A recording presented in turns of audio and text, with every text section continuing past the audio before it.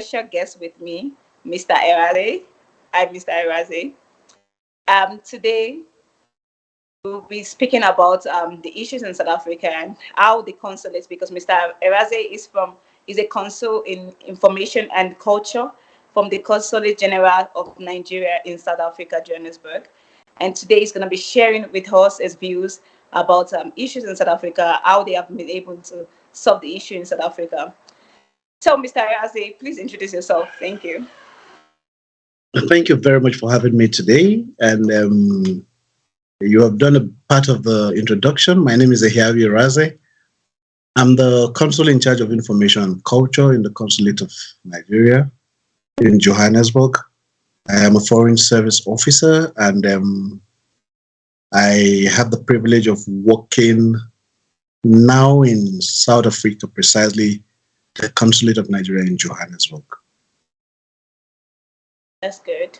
So tell us more about, I know you've introduced yourself. Tell us more about where you're from in Nigeria. We want to know all this information. Well, I always like to tell people that I am a Nigerian, and oftentimes they insist. And when they insist, like you're doing just now, I will say I was born in Lagos State. I grew up in Abuja, Kaduna, Katsina. Then I served my country in Anambra State, but my parents are from Edo State. That's you see, impressive. I have some justification to say I'm a Nigerian because I've been literally all parts of Nigeria, if you know the Nigerian geography very well. Incredible. Once again, welcome to our show. So today, I would like to ask, how long have you been in South Africa? I've been in South Africa for 12 months and about 2 weeks now. Wow. And if you don't mind if I ask, how have been your stay so far in South Africa? Well, it's been okay. We are coping. You know, they say where your stomach is, that is where you are. For the fact that my job has brought me here, I think I have to enjoy the environment and enjoy everything South African for the time being. So, good. That's good. So just let's get into the main reason why we're doing this interview.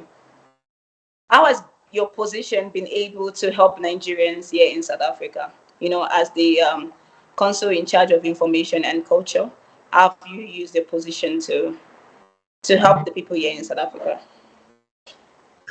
Well, as a consul in charge of information, first I must make it very clear here that the consul general is the chief information officer of the consulate, but he has deemed it fit to delegate some of those responsibilities or some of those powers to me so that I act on behalf of the consulate on issues having to do with the image of the consulate, the media and media relations, and so on and so forth. So what we have been able to do is we have been able to use this office or this position to see that Nigerians are better enlightened and better educated on what actually our roles are as a mission and what the expectations are from them also, what we expect from them also. We have been able to also ensure that people can easily reach out to the mission and get responses concerning issues for which they will need clarification, because the CG, His Excellency Andrew Edhi, believes that third parties should be limited in the relations between Nigeria and the consulate, because after all, it's their place, it's their house. So it is believed that we should reduce to the barest minimum third parties. So where you have issues, reach out directly to the consulate and we will assist with those information for which you need clarification. So basically, that is what I am saddled with in the interim, but I don't work alone like you know. Everyone in the consulate is also tasked with this responsibility. It's only perhaps that I had the powers that were delegated to me to coordinate these affairs. Amazing. So with regards to the passport issue, because lately it's been like getting a passport here. I don't know if it's all over the world, but I know getting a passport here in South Africa, because I'm one of a candidate of that same situation. It's been like an odd cake. It's like you applying for a visa to the US or something.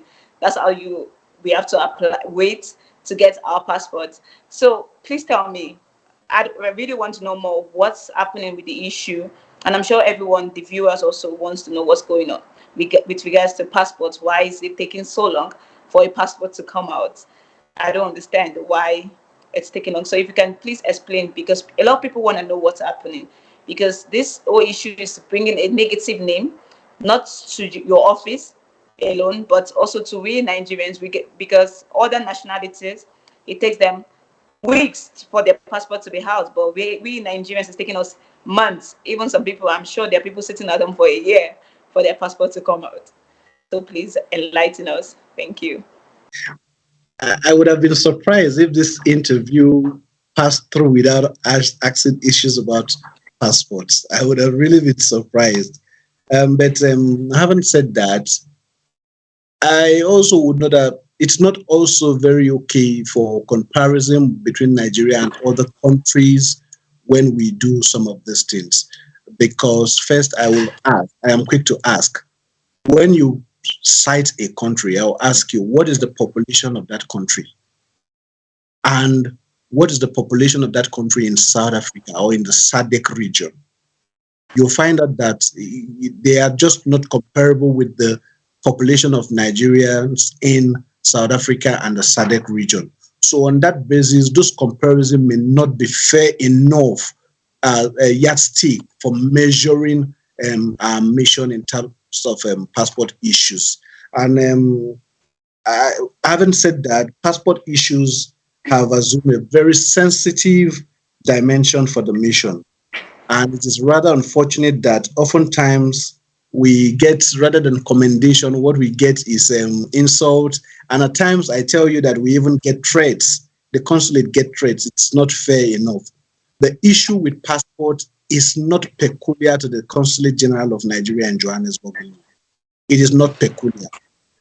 And even back home at headquarters, it takes some time to get passport. And we have always tried to use every means we have to enlighten Nigerians on this. I tell you, it would do us a whole lot of good if Nigerians walking here capture and get their passport and go away. That same day, it would do us a lot of good, a whole lot of good. And that is actually what His Excellency Andrew Idi, the Consul General, is working towards. What results in the delays in passport is strictly due to shortage in the booklet that is supplied to the mission. And at this point, I must also clarify that the consulate doesn't produce passport booklets. We get supplied from the Nigerian Immigration Service headquarters in Abuja. And that apart, it is this consulate that serves the entire SADC region on issues of passport. We attend to Nigerians in Eswatini, we attend to Nigerians in Botswana, at times we attend to Nigerians in Angola, Mozambique, Zambia, and so on and so forth. A whole lot of countries that are in this region, inclusive of Nigerians in South Africa. This mission alone services their passport need. So it becomes a bit of a challenge when we get booklets and yet the sphere of area where we need to service that need this passport is large. We just have to work out a way of ensuring that just like Nigerians in South Africa are attended to, those in Eswatini are also attended to, those in Botswana are also attended to, and so forth and so forth, so that at the end of the day, at least all these Nigerians can be serviced. So it is not because the consulate intends in any way to delay this passport. We understand what the challenges are. We understand how useful the passport is, but then we are limited by the number of passport booklets that are allocated to the consulate. And we keep making a case. The CG continues to engage with the immigration headquarters, with the foreign ministry, with the Ministry of Interior on the need to increase the passport allocations to this region so that we can meet with ease, with much ease, the needs of Nigerians who are here that needs this passport, because you can't be in a foreign land without a passport. We understand how important the passport is. You can't be in a foreign land without the passport. So we are pursuing and doing everything within our power to see that we get an increased allocation and so that we can meet the needs of Nigeria. And again, I must also say that oftentimes some Nigerians are not fair in the representation of these issues. As I speak to you now, in the consulate, we have sitting idle over 500 passports, over 530, if I'm not mistaken, that have been produced and printed. But these Nigerians will not even come to collect their passport.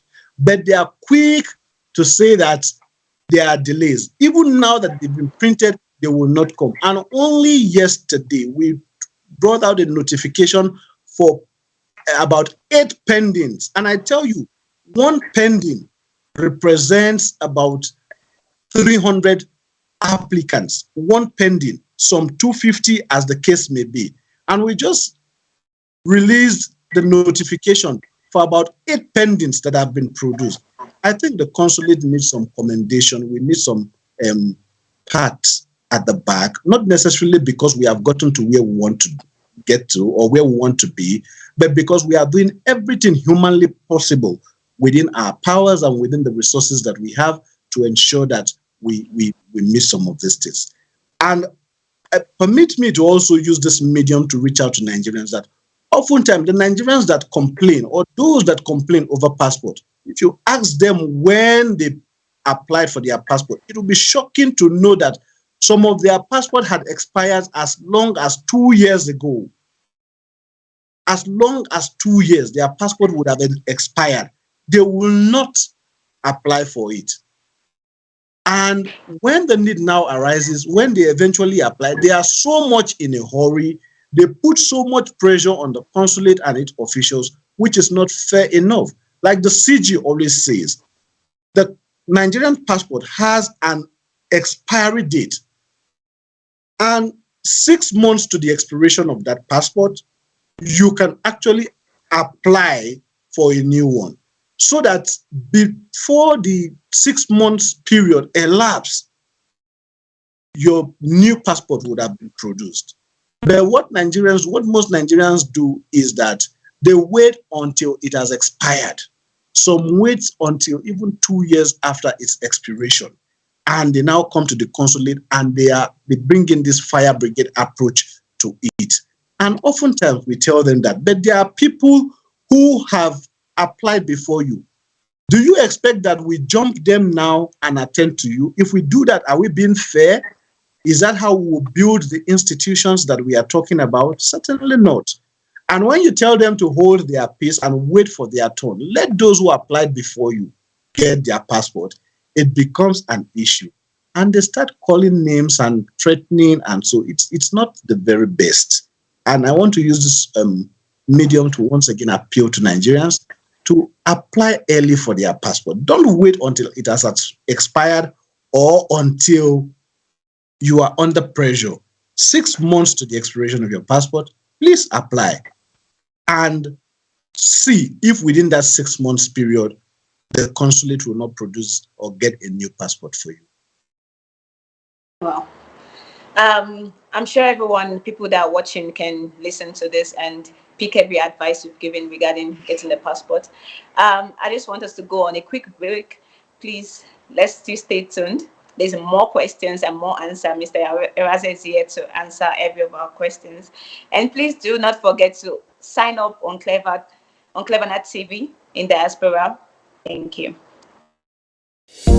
Let's sell on your behalf. If your item sells on our web shop, you pay a 10% commission plus the transaction fees, and you get the rest. Register now at www.shop.clevenard.com. Start uploading your product and services. We can really sell it on your behalf so you can carry on working on the things important to you. Are you looking to sell any type of product or service and you want to avoid the hassle involved? selling can be an arduous and time-consuming process. At Clevenard Super Shop, we will be happy to take over the workload of promoting or selling your products or services. All you need to do is to register at www.shop.clevenard.com, enter your shop or vendor information, and then start uploading your product and services. We will do the selling. Now, be ready to get more sales and awareness. Start making more money from your business with Clevenard Super Shop by partnering with us today.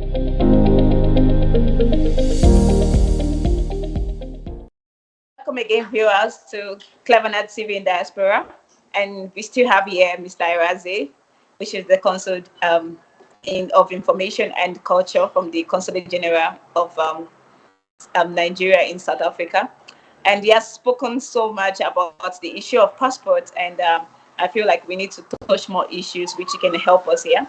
So there have been a lot of attacks on Nigerians here in South Africa. So I'm sure a lot of people want to know what has the consulate been able to do regarding all these attacks on foreign nationals, especially Nigerians. There are situations whereby every foreigners is a Nigerian in South Africa. You know, anything a foreigner does, they always blame it on South Africa, on Nigerians, we Nigerians. So what have the office of the consulate been able to do with all these issues? The consulate, I must say, places premium emphasis on the need for Nigerians to be law-abiding wherever they are. And we also encourage Nigerians to explore the provisions of law to address issues that they think they are not comfortable with. When you talk about attack on Nigerians, we understand that it is a challenge, but then we as a consulate may not be able to respond in the manner that most Nigerians want us to respond. Why? Because we understand that South Africa is a country that is governed by law and order. And apart from that, we understand that negotiations has solved more problems than war or the use of arm. We do not encourage violence. Now, if you take it back to what the consulate is doing, first, we are enlightening Nigerians on the need to be law-abiding. We are enlightening Nigerians on the need not to find themselves in the wrong places. Enlightening Nigerians on the need not to engage in anything that has with the capability of making you a target. You don't engage in such things. We are also encouraging Nigerians on the need to follow the process of law.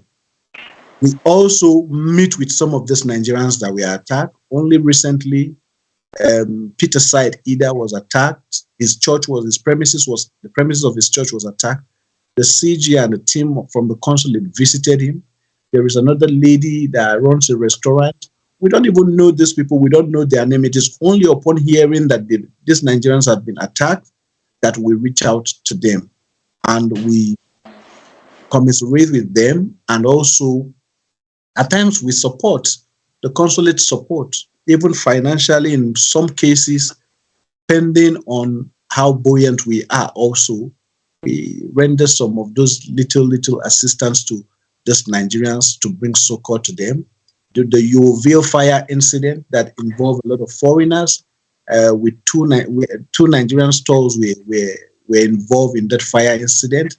The consulate was immediately there. That fire started in the middle of the night, maybe at about 1 or 2 thereabout, interim report indicated.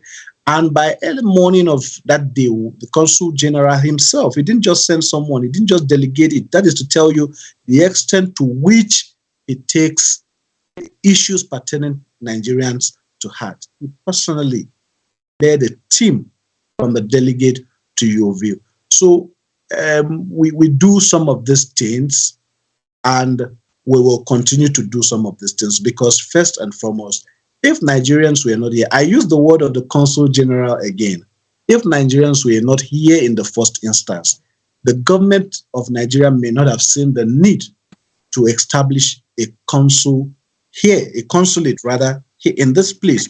So being here, we are here to service Nigeria. We are here for the interest of Nigerians. We are here to meet the needs of Nigerians. We are here to attend to their challenges and see how we can best resolve it. Now, if we bring it back in the background, some of the things we do, they are not in the open. If we bring it back to the background, some of these attacks, they don't go without the consulate informing host authorities about this. And when we have those avenues for engaging with them, we also bring up this case. We also make them understand that there is need for actions to be taken. There is need for them to see to it that there are no repeat of such incident. So a whole lot is going on. You may not see it in the open, but the ones you can see in the open are some of the ones that I have just highlighted, which we are doing. And the facts are there for us to verify. At least Peter's side is there, Pastor Peter's side. We can reach out to him. Those who are affected in the Yeovil market, we can reach out to them. As the other time, someone was telling me he didn't see me in Pretoria for the burial of one Nigerian. He saw the CGD. I said, yes, because I was tasked with some other responsibility. So indeed, we take the interest of Nigeria. The CG takes the interest of Nigeria very seriously, and the consulate takes issues that happens to Nigerians here very seriously. Oh.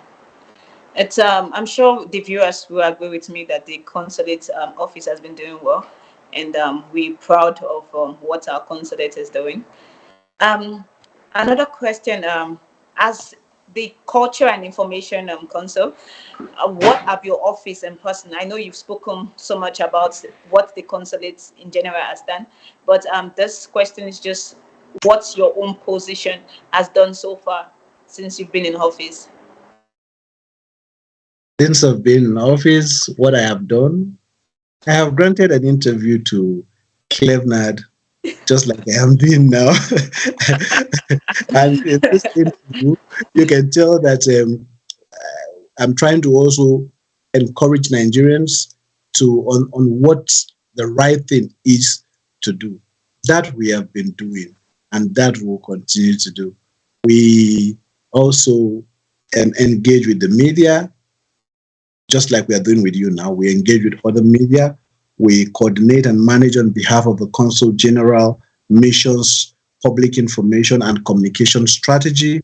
This we do with support of colleagues or other colleagues, and under the supervision and directive of the Consul General, His Excellency Andrew Eden.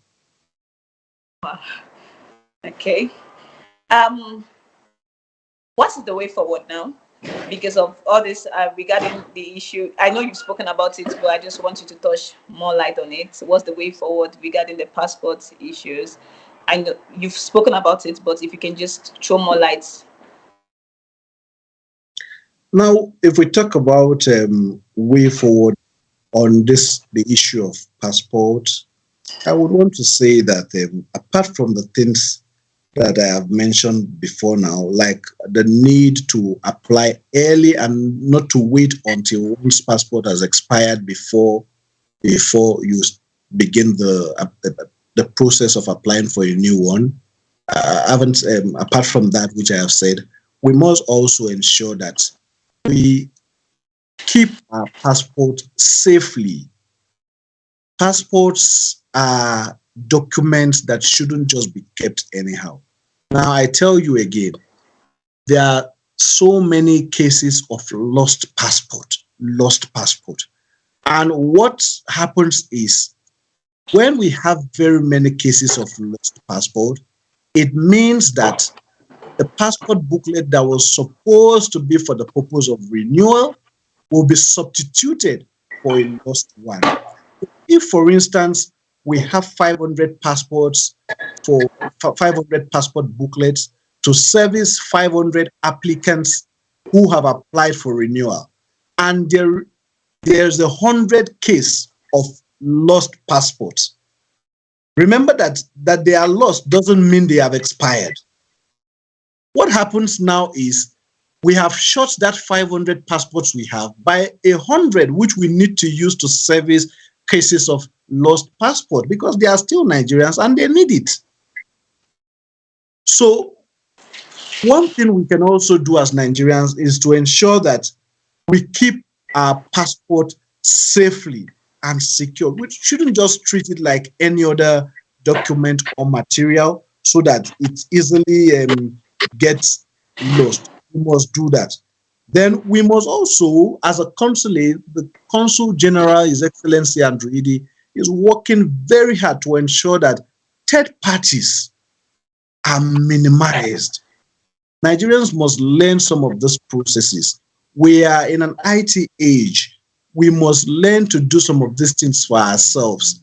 When you also include a third party, when you go through a third party, I tell you, it doesn't make the process as fast as it should be.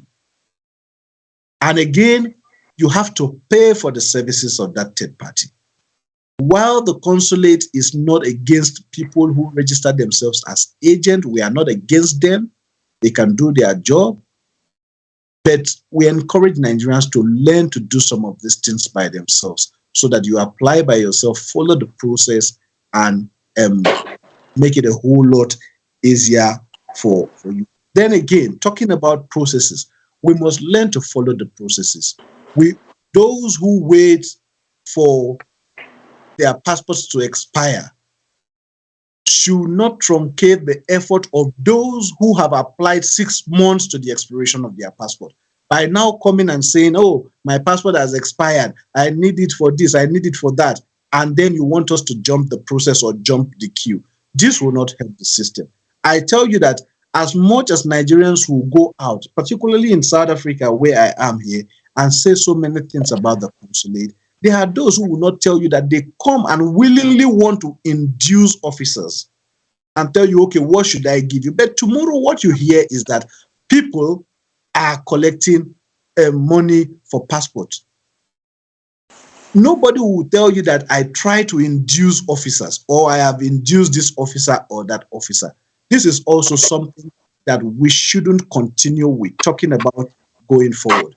And again, when we engage with third parties, I tell you, some of these third parties, they pose as officials of the consulate. So when we engage them, we encourage more people to pose as officials of the consulate, and they do all sorts of things in the name of the consulate, which is also not proper. So if we want to move forward, talking about way forward, we must see how well we can cut down on third parties, how well we can do some of these things by ourselves, how well we can stick with the processes, how well we can apply early for our passport, and so on and so forth. I think it will do a whole lot in assisting us. Then on our part, I can assure you that the Consul General is not relenting on ensuring that the passport booklets to the consulates are increased. The quota that is given to the consulate, that are given to the consulate, are increased upon. We are looking forward to getting as much quota, as much passport booklet that will enable us clear up the backlog, because we can't run away from the fact that we have backlogs. So we are working towards that, and hopefully, maybe the next time we have this interview, we won't have the issues surrounding passport. We won't have to take this much, because we would have been able to address all these issues with the cooperation of Nigerians. After all, with the cooperation of Nigerians. Well, it's been an amazing interview so far. Let's go for a quick break. Please don't forget to stay tuned. We'll be right back. And this is still Clevernet TV. You can please sign up. We have movies on our channel. We have a lot of TVs. You can do event. You can put up your events, put up videos on our website. Thank you. Please be right. Starting a blog for the first time is an amazing, yet intimidating experience. Thinking that people are actually going to read, and even share, something you wrote. It's unlike any other feeling I can describe. but it's not all rainbows and butterflies. Starting a blog is hard work, and there are a lot of pitfalls along the way. Especially if it's your first time. Creating a blog account is easy and straightforward on Clevenard. Signing up is 100% free on Clevenard. Stand out online with professional bloggers. With Clevenard Blog, you can turn any idea into a reality. Don't miss the opportunity today, tomorrow may be too late. Welcome back to Clevernet TV in Diaspora. It's still Promise, and my guest here, Mr. Erhaze. With regards to the issues happening here in South Africa, what's your opinion about this issue we're experiencing in South Africa? What's your opinion, and what advice can you give to people? Well, if you ask for my opinion now, I really don't know. But then we have come to also understand indeed when you talk about issues concerning Nigeria and South Africa, especially when it has to do with attacks. We have also come to realize that oftentimes most of these people that pose as Nigerians are not Nigerians. They get themselves involved in acts that are inimical to the laws of the land, and upon being apprehended, they claim to be Nigerians. It's an established fact that some of these people are not truly Nigerians. That is why we continue to appeal to the security agents and the host authorities and other officials of government, where someone has claimed that he is a Nigerian. Please do bring it to the attention of the consulate so that we can verify if actually this person is a Nigerian or not. That having said, I want to also believe that there is so much, talking about my opinion now, there's so much that can be done. Apart from the issues that may be considered irritants in the relations between Nigeria and South Africa, there's so much that can be done between the two countries as leading countries on the African continent. I believe that as formidable ally, the two countries, no doubt, will promote the African agenda in the international community. And also, the two countries stand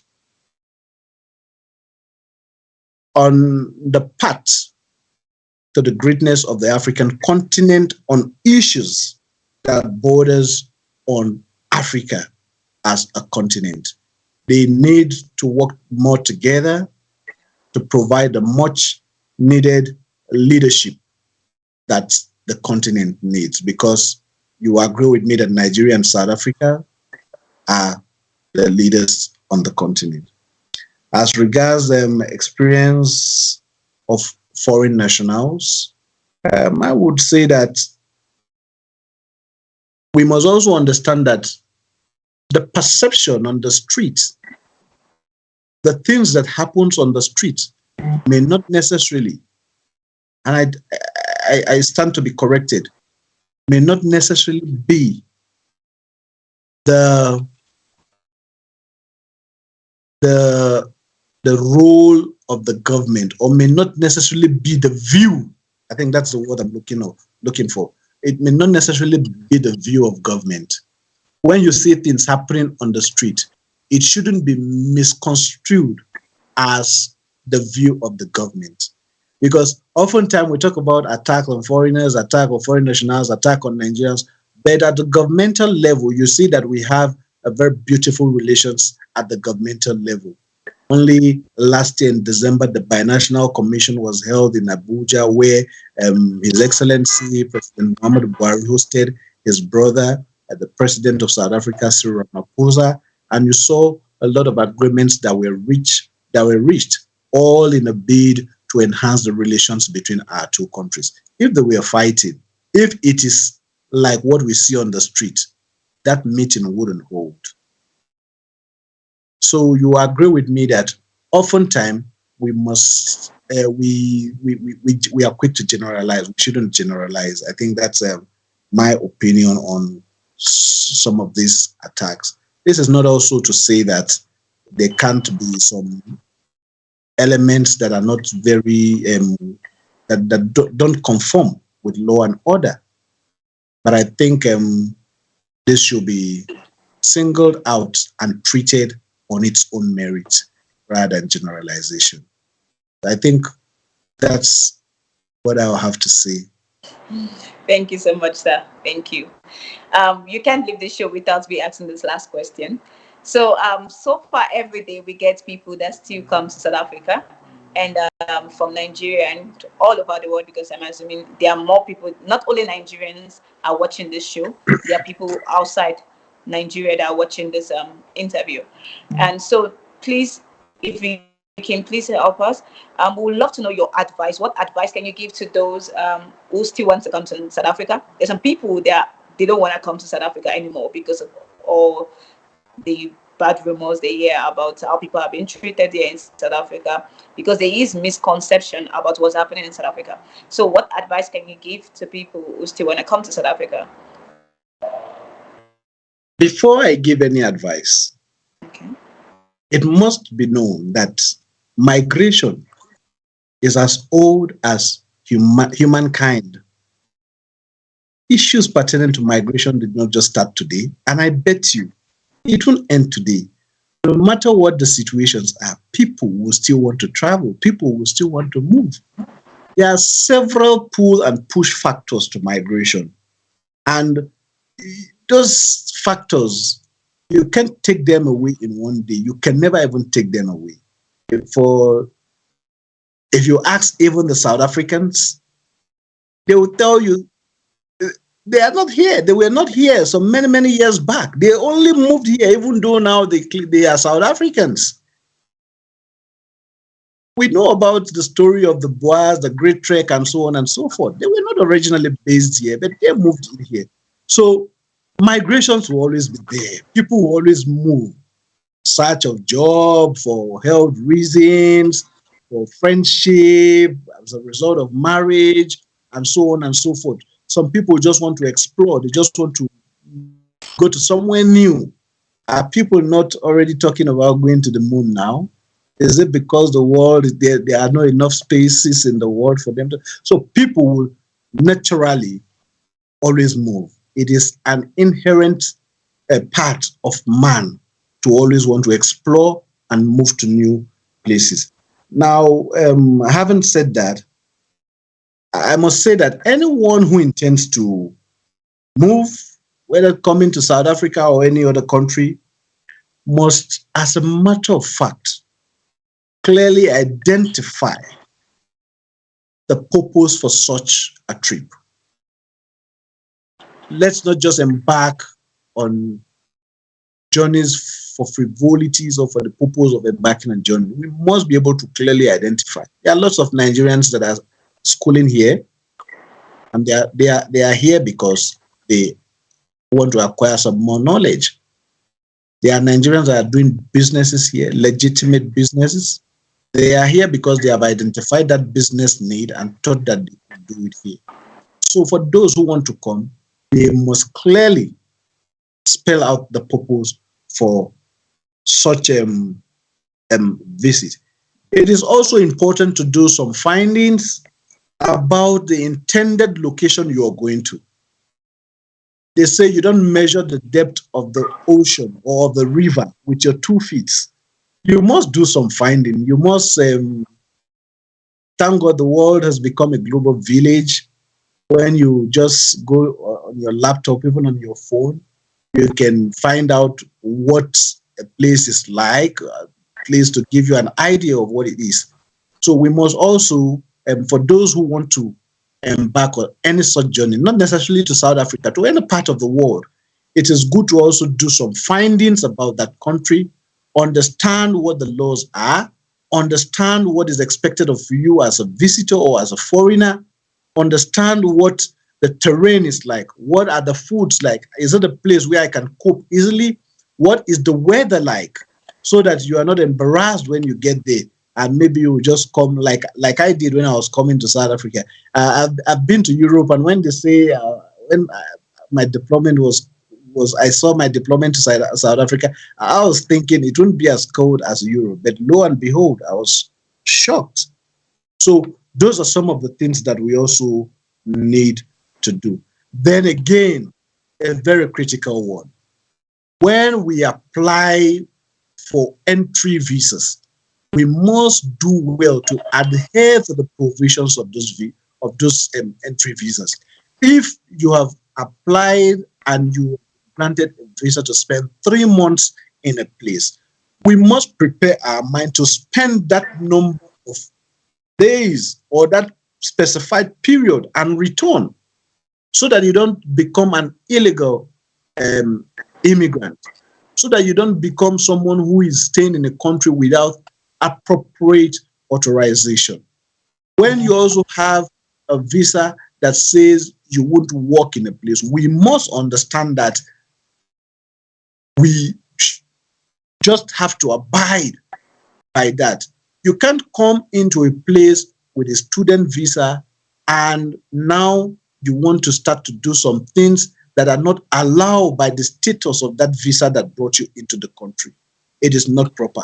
We must also understand that. Then it is very common to find Nigerians traveling out of the country without notifying their missions that they are in that environment.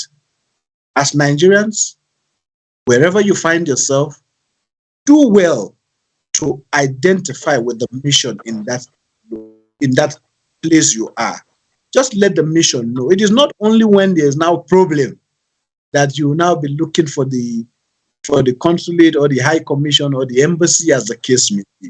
Upon arrival, you must do well to let the representative of your country know that you are in that place. That way we can keep track of what is happening to you. And when eventually something needs our attention comes up, we'll be able to say, yes, we know this person. He when he came into this country, he notified us. If you need to send an email, with your phone number or your contact, this is where I stay, I think it's just appropriate for us to do that, because it goes a long way in assisting mission also to keep track with what is happening to you. I think that's what the much I will say to Nigerians who are willing or who still wants to travel out of the country. Oh, thank you very much, Mr. Erhaze. It's really been an amazing interview with you. I hope a lot of people are viewing this, are watching this. If not, you can still go on CleverNet TV in diaspora and still watch it, because the videos are all there. Please don't forget to sign up in CleverNet TV in diaspora. You can put your online store. You can sell your business there. You can do so many things. You can also blog. We encourage a lot of students and anyone to come on our TV, and you can blog on our website. Thank you so much for this interview. Bye. Thank you for having me.